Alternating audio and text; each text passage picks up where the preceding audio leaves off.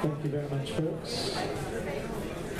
You take your seats. We'll get started with the Q&A. Please welcome back to the director of the film, Nancy Schwartzman. Nancy, please join us. Please welcome Anarima Bargava. Thank you. And to moderate this conversation, please welcome Dr. Shira Epstein. Thank you so much.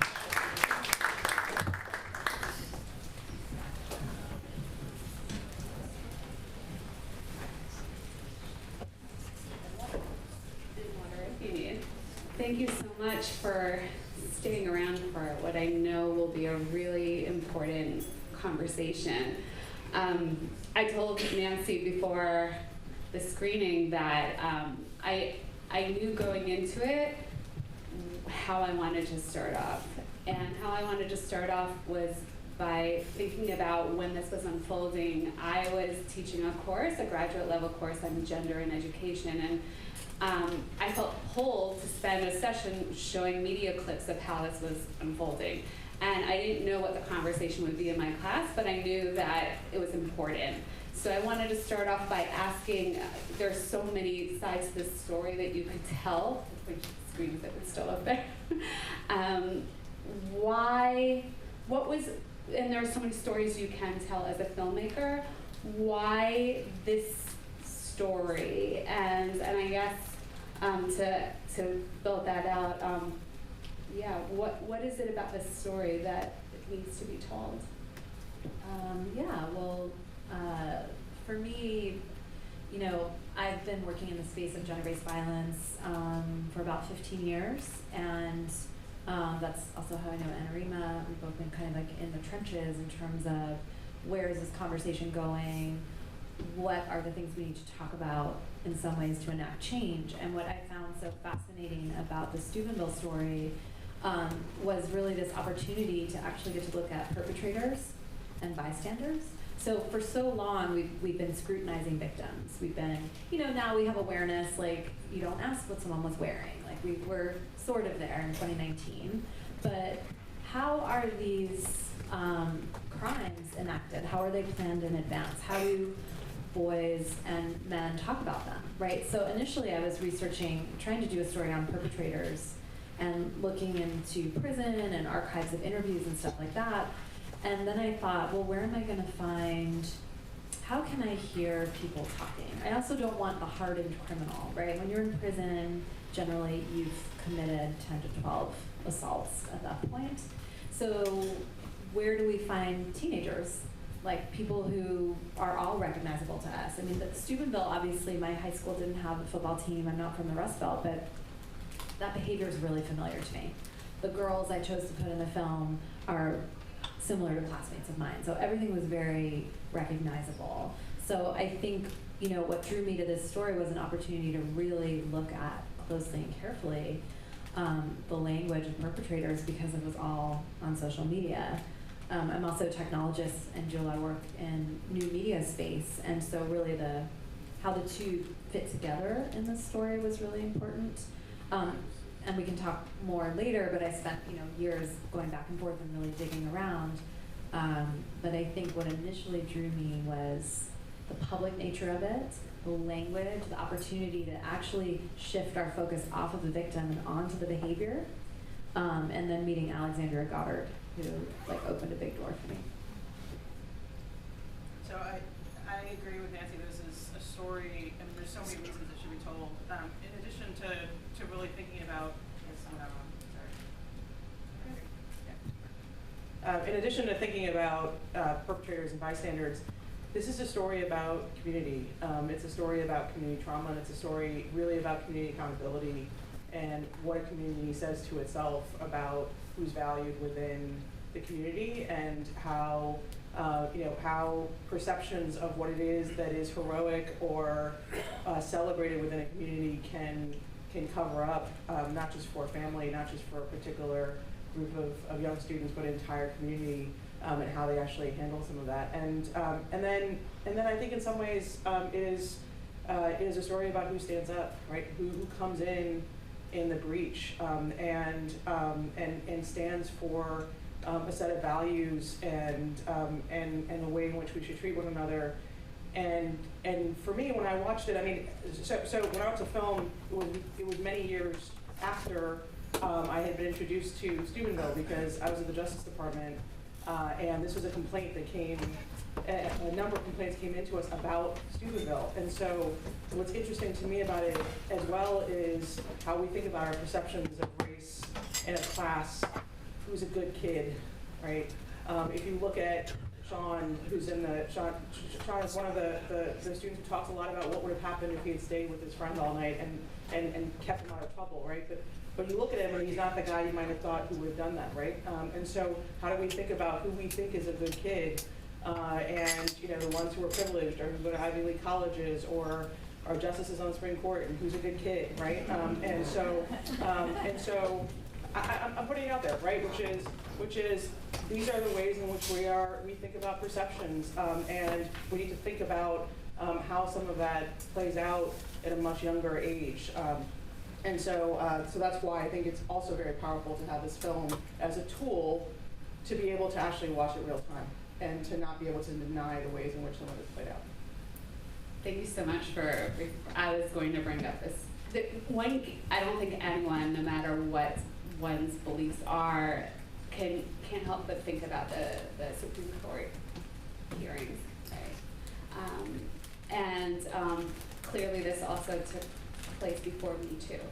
So I was thinking about both of these things as I was watching it. And thinking about, as you referred to, who's positioned as a good kid in this film, I think one of the other things that was so highlighted through the story is the ways that we think about the choices that, the way it's talked about the choices that the victim made. In other words, there was a lot of language around, well, maybe she wore something. We've heard that trope over and over again. She chose to go in the car. She chose not to be with her friends. But when it came to the accused, it was, well, this other trope of they're good and they didn't know and they so I'm wondering if you can talk a little bit about how this film helps us to talk about, and of course consent was talked about a lot in the film too, helps us to talk about the ways those stories are told. Yeah, I mean, so with the investigation and the pieces we decided to include in the film, I spent a lot of time in Steubenville, nice Jewish girl, sneaking over state lines, trying to not share my last name as being Schwartzman, and spending time and getting people to talk to me. There was so much investment in this community to minimize what happened. Well, it wasn't that bad. It was only this. It was only this kind of rape, not that kind of rape. And of course, shaming the victim for being a 15 or 16-year-old girl, behaving like everyone does on social media. What I really wanted to show was that it wasn't just two young men, it was 5 or 6. They're literally a room, and there's a girl in the room who's incapacitated on the floor. Now those 3 boys who I talked and showed you are eyewitnesses, and those are the good kids who get the pass. They're all, good students. Oh, well, he was just in the room. I didn't want anyone from that town to walk out of this film and say, what happened in Steubenville is acceptable. And everyone in town is so invested in telling me it's not a big deal, and I don't think any parent wants their child stepping over an incapacitated girl or taking a photograph of a sexual assault and not doing anything about it. So that was really baked in. People asked, well, why are you going into that kind of detail, and why are you making sure to show their pictures? Because Malik got a lot of heat as one of the 2 perpetrators, and actually it was Trent Mays who was really ringleading. And actually Trent Mays is someone who is a serial offender. Marianne Hemmeter, the prosecuting attorney, it's rare for a prosecuting attorney in a district attorney's office to be that detailed about an offender. And I think she was so disturbed by sort of what she saw there that she really made a point to say, he was following the lead, this kid was a ringleader, this kid really behaved in a sociopathic manner. So what I wanted to do is kind of set up breadcrumbs so that we can think about what is perpetration?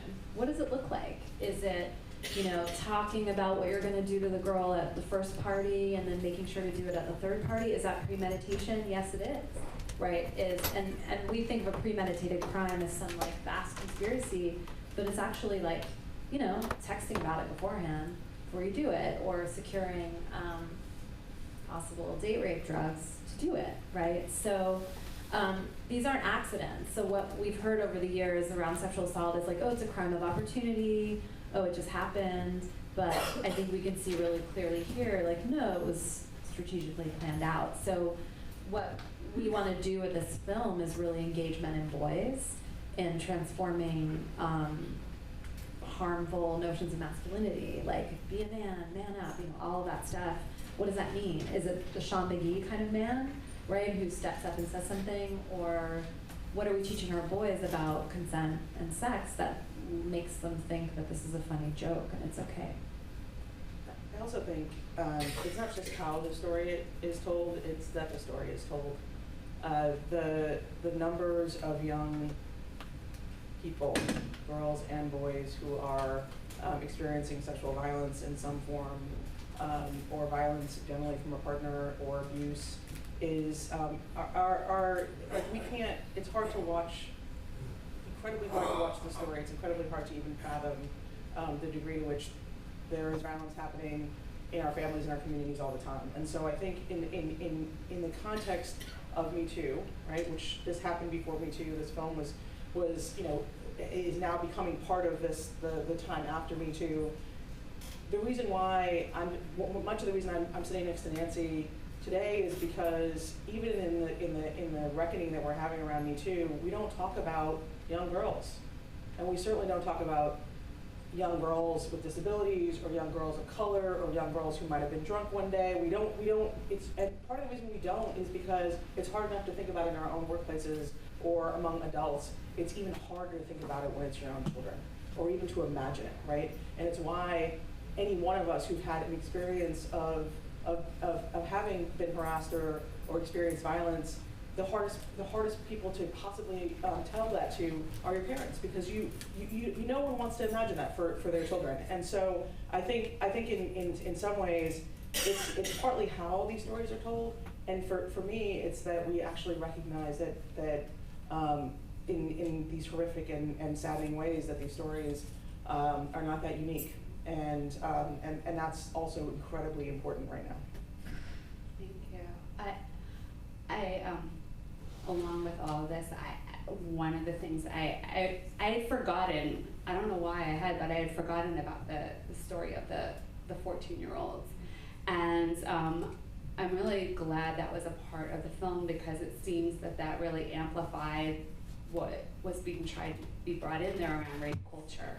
And that there was a culture in this town that was what part of the story that I was hearing was supporting this. So I was wondering if the two of you could talk a little bit, and also it surprised me. I think there are things that we're so used to hearing now, that term rape culture, that it was a fairly new term, that Steubenville brought that out. So both of you could talk a little bit about what does that mean to you when we talk about rape culture, and why, what can a story like this help us to talk about the things that we don't talk about? I mean, I think for most people, rape culture is still a new term.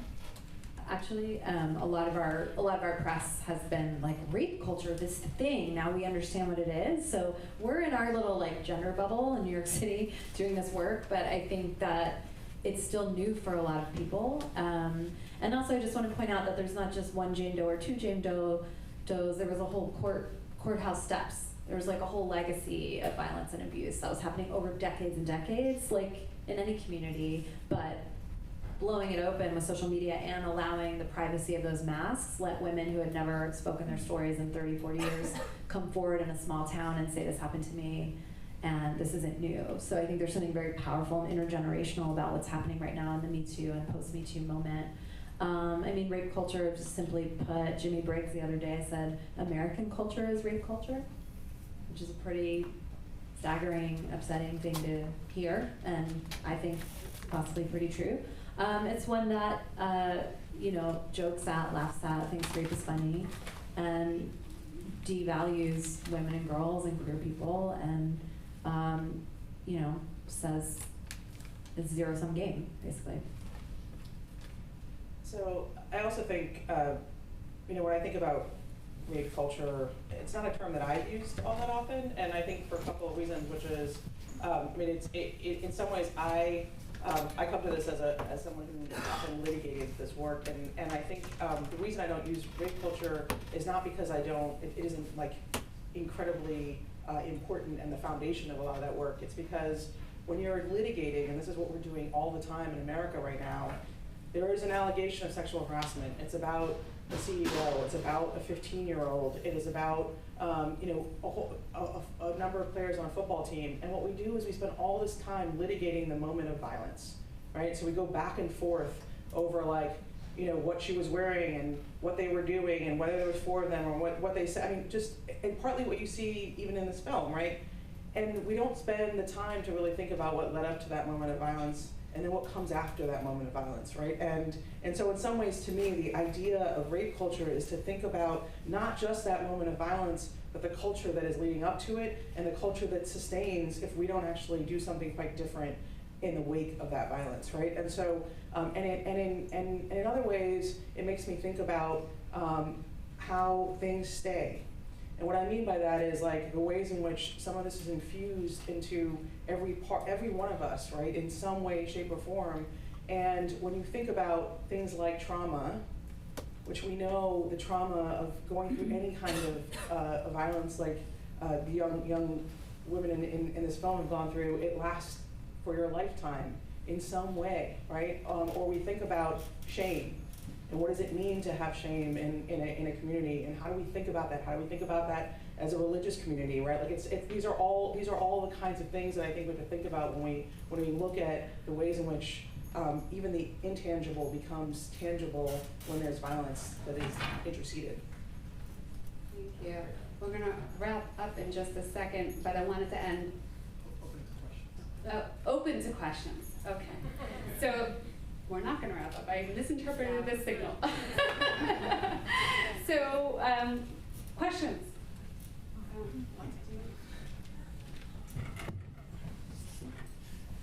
What happened to the boys now and the victim now? So Trent and Malik are both playing college football. That's it. And Jane Doe finished college, is doing great, had a very supportive family and community around her. There is also talk that Trent may have reoffended at his school. Yeah. No, they're in Ohio though, and they're playing football. The women are Dallas. Yeah. I was very curious how the videotape testimony was allowed to be used in the film. It's public record, and so everything was obtained legally and publicly. It wasn't given willy-nilly. It was given to a trusted investigative journalist who gave it to me, but it's also been on ABC, clips of it as well.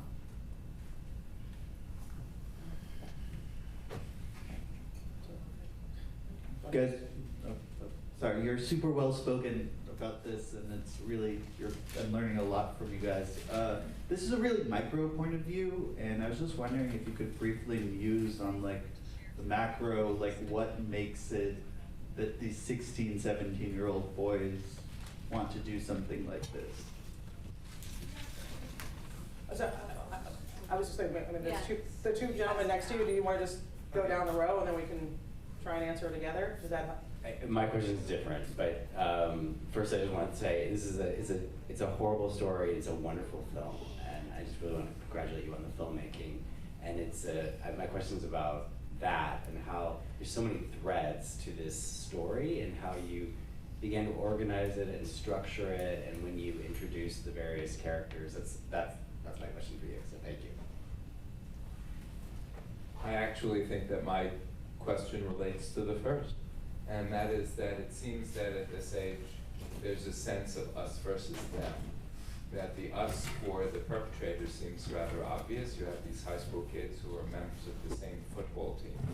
But I'm interested in the perception of the other, the outsider, I think that term is used, the young woman as an outsider, as being, I think she's from a different school.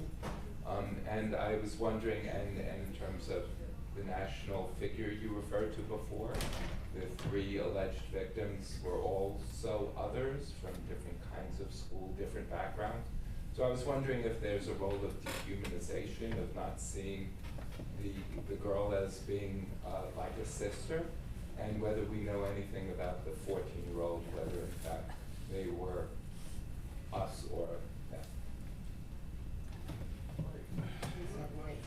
Yeah, sure. Or the, Yeah, I mean, we can take different pieces of this. I mean, so to the question of like, what contributes to the behavior, to the attitudes, to the way in which you know, what's infused the violence that we see here. I mean, I think I'll take a piece of it, which I don't know how to prioritize like what, but one of them is certainly insecurity, right? And the reason I raise that is because when we think about when force is used, whether it be in this context or many other contexts in which there's violence, it's often used by people who feel powerless or insecure in some ways, and it is used as a way in which if you wield power and control over someone you think is, you know, not as powerful as you, somehow or another that feels like it gives you power. Now you would think, and so I'm raising it because I think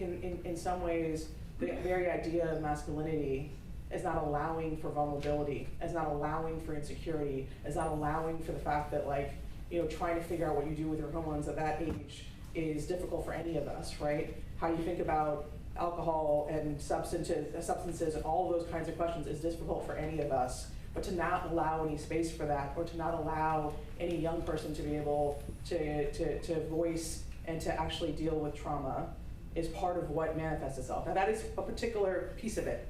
So just piggybacking in this very concrete example, which is nice and easy to look at, it's like concentric circles, right? So you have teenagers. What I saw in Steubenville were phenomenally rigid gender norms. I didn't see one boy with long hair, I didn't see one girl with short hair. Like, never. I went to basketball games, football games, I walked around. Obviously there are queer people in that town. They were not safe to be in any way out. There are no goths, like there's no, you know, zines or whatever. Like everyone's like very conformist, right? So you start with that. So then what does it mean to be a man is a very narrow, rigid definition that translates into sex.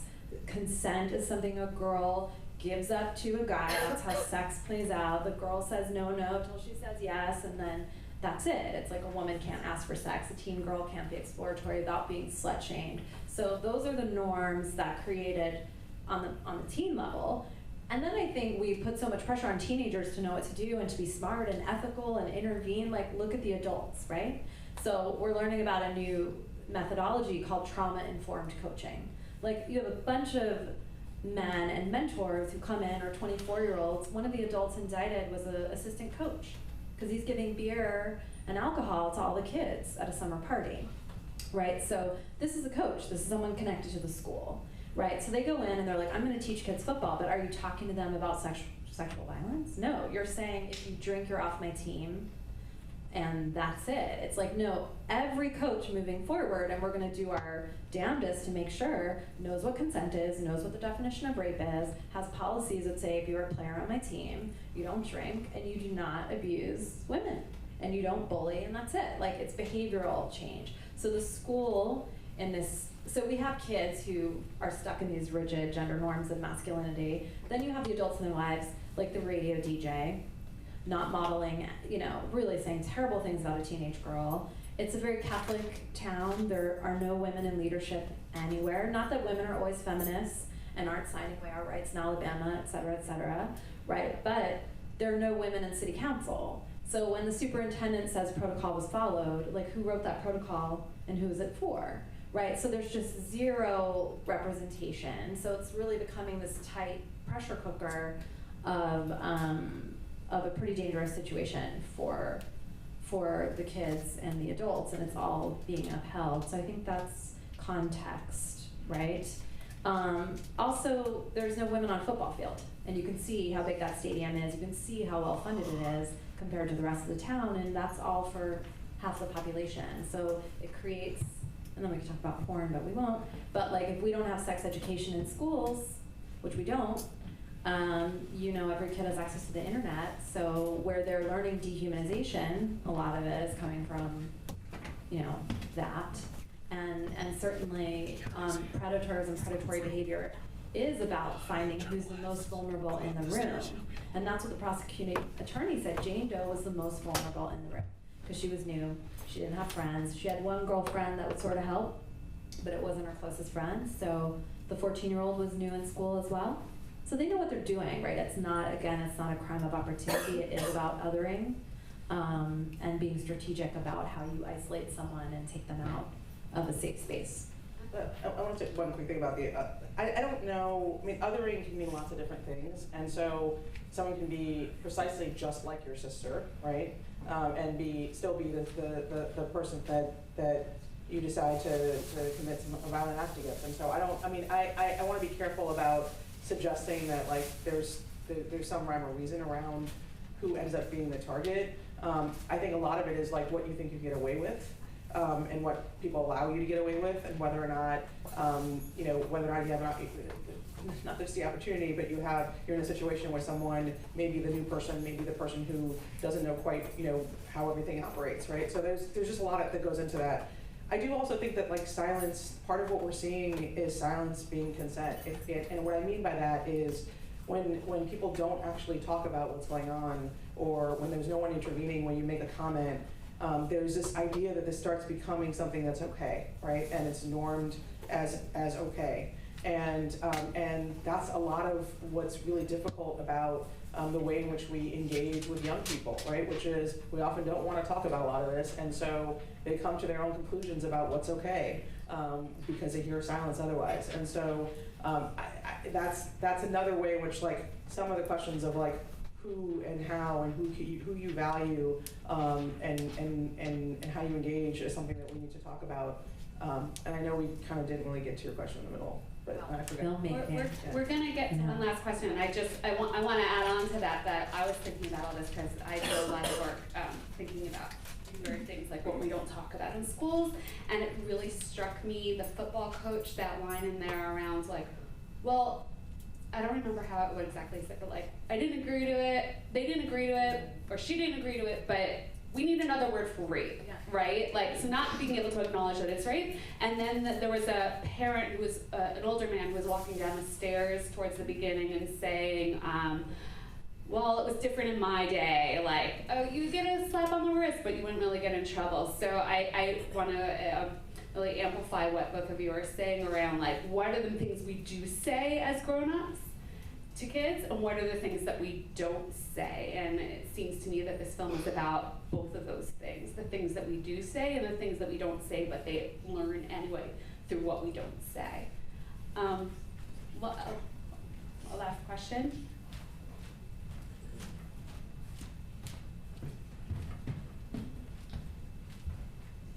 Hi, it was a wonderful film, very hard to watch, but wonderful.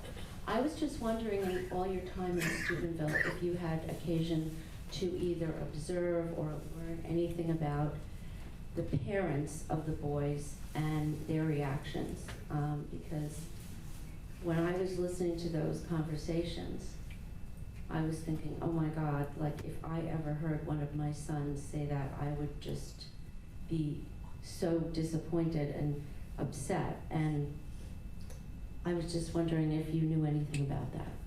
Yeah, the investigative journalist Rachel DeSalle from The Plain Dealer sat in on a lot of the trials and watched when they read text messages out loud.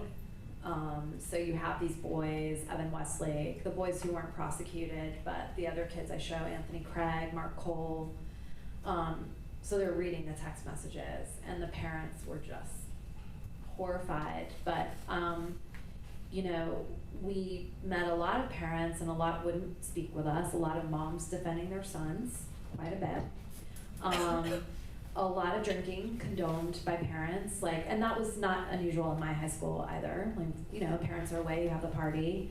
My parents would have kicked my ass if we did that at our house. Right, like I had a very strict If I let a girlfriend of mine go home, or there were parents at Party B. Yeah, this is pretty horrifying. There were parents at Party B where Jane Doe was carried out. They didn't know her. They said, okay, whoever's not sleeping over, get out. No one drive drunk. They always care about that, right? Jane Doe was sick outside, and that mother and father did not go outside and make sure that someone called her family, got her home safely. Yeah, they knew there was a girl who was drunk. You know, that never would have happened in my house, right? But they just said, we don't want any alcohol in the house, get her out. Again, but that's also a lack of consciousness because no one's talking about sexual violence and what could be happening. And these are all the boys that she knows and the parents know. So I know that Mark Cole at Party C, his family was horrified, obviously, that an assault took place. You know, but I think there's a lot of victim blaming because it's like, okay, my kids made a mistake, but my kids are good kids. And it's kind of back to that dichotomy of like, my kids are good and she must have done something wrong. Hearing those tapes, you couldn't feel like they were good kids. I mean, what they were saying was just horrible and evil. Yeah. Still think they're good kids. Yeah, and or like they were joking, they didn't mean it, they didn't know. So their defense attorneys all told them to say they didn't know what the definition of rape was.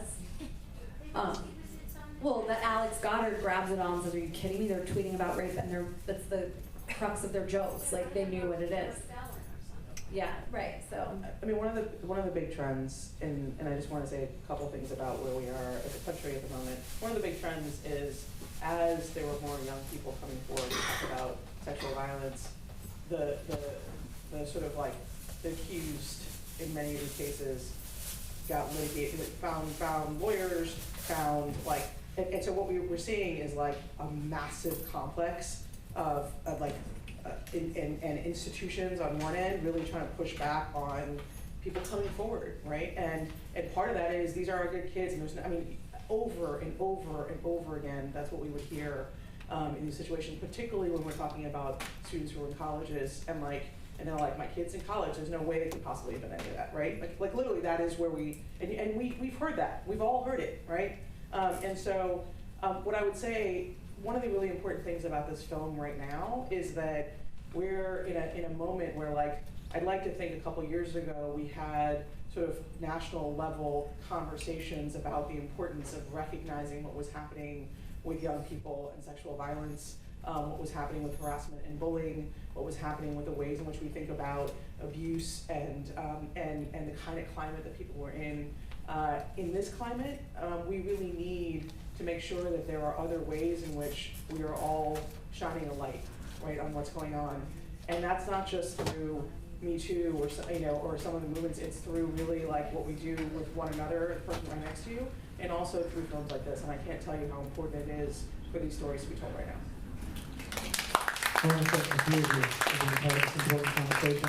I want to give a big thank you also to our Center for Social Responsibility here at the JCC, who works specifically in these areas with teens specifically to raise this awareness and make this part of our conversation. And they were helpful in putting together this panel as well. Of course, another big thank you to WNET, PBS, and POV, and they have the evaluations right outside for you guys to fill out, so please leave us your feedback there. We have us holding up the forms there.